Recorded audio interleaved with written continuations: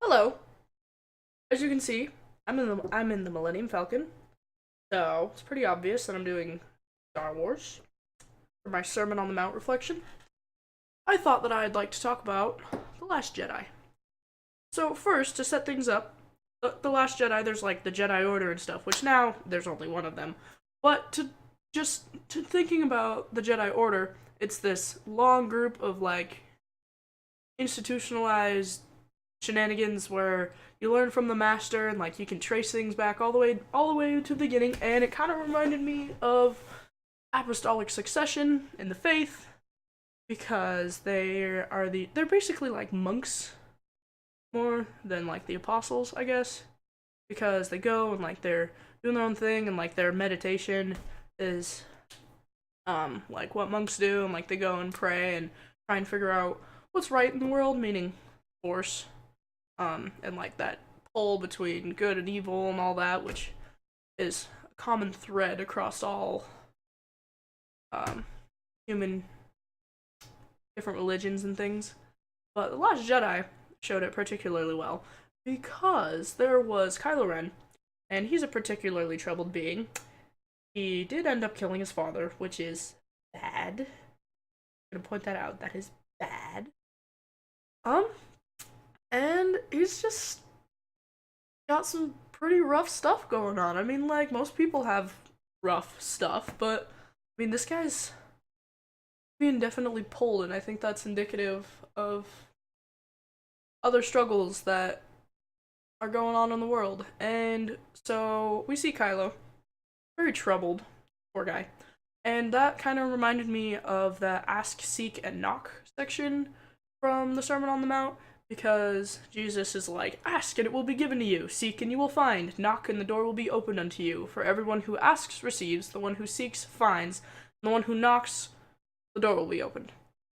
Anyway, so Kylo isn't really like asking, I guess, but he's definitely looking, and like right when he's like really starting to start questioning things and like bashing his helmet into console systems and lightsabering elevators, Ray comes along and she's like, yo, dude, I got this cool stuff. And then he ends up being pretty cool. But it also related to the watch out for the false prophets things, because he buys into Snoke's regime and is saying that the only way you can do stuff is with the dark side, which is easier on Earth because living up to what Jesus says in the Sermon on the Mount is tough. It's really hard. So that kind of reminded me of the true and false prophets because it's really easy to buy into that kind of stuff. And so, yeah. Another character that kind of my favorite is Orgs. Um, anyway, on this island that Rey finds Luke, there are these little porg things. They're super cute. And then Chewbacca ends up on the island as well with the Millennium Falcon. And of course, Chewbacca's a big dude, so he's gonna need some food. So then Chewbacca ends up eating one of these little things that are like puffins. I mean, puffins are meaty. I don't know how one tastes, but I'd assume because people eat puffins, right? So then this little guy's heartbroken because his little buddy's been eaten. And like in the Old Testament, there was, and it was like eye for an eye, and all that good stuff. But then Jesus comes along and he's like, "You have heard that it was said, eye for an eye and tooth for a tooth, and shit and more." But then Jesus comes along and he's like, "No, you gotta love your neighbor, love your enemy, even the people that eat your brothers." But then the Porg and Chewie end up being pretty tight, and they end up helping get on course for saving the galaxy. And I think these little adorable little Porg creatures are awesome because it's just so forgiving. Because he just snuck on the Millennium Falcon to nest, and then he makes friends with Chewbacca, who ate his friend, and I mean, like, Jesus would be all over that. I just love.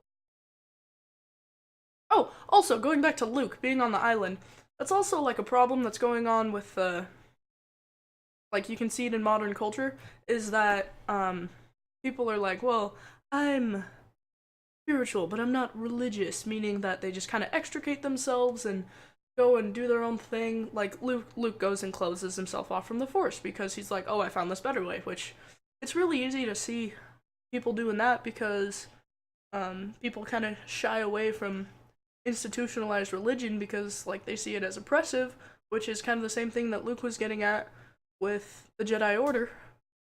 But then it actually turned out that maybe things are actually changing for the better.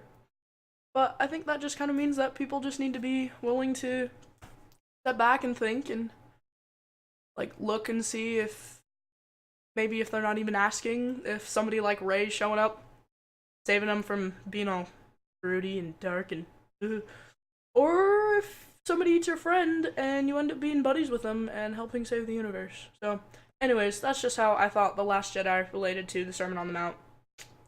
Bye.